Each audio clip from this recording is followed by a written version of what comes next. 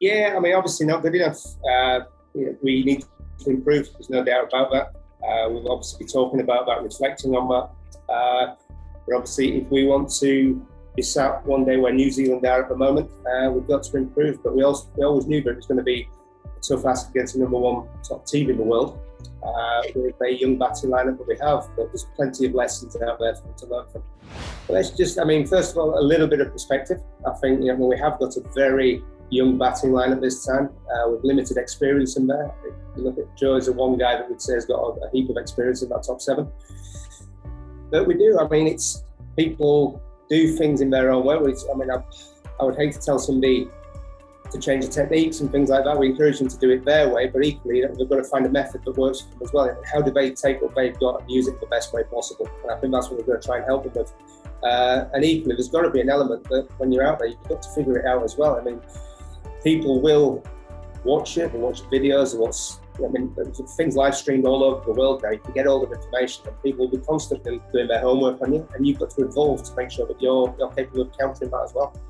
But things will change anyway, obviously, once a few of the players come back, once you get Stokes, Butler, these guys back, things will naturally change anyway. But it's certainly something we'll be looking at. With conversations I'll have with the captain, obviously the people that I talk to, my assistant coaches, and that will be looked at. Well, I think certainly we talk a lot about what we're going to look like moving into Australia. I would like to start galvanising that test team, certainly through the India series. It'd be great to have all the lads back and available for selection. But equally, we talk about sort of the trending results. India was hard work, and it got us completely out of our comfort zone. So although that didn't go the way that we'd like it to, I think there's still a lot of lessons there to be learned. But yeah, I'm looking forward to being able to galvanise that team that we're looking for towards the Ashes.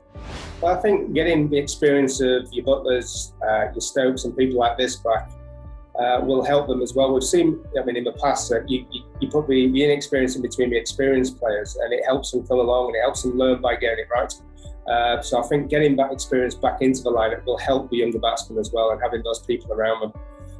And that's what I'm hoping is going to happen during the India series. We can get that batting lineup solid, and they can go out there and start scoring the runs and applying the game plan that we're trying to do, which is, again, big first innings runs and big partnerships and big individual scores, which I'd like to see.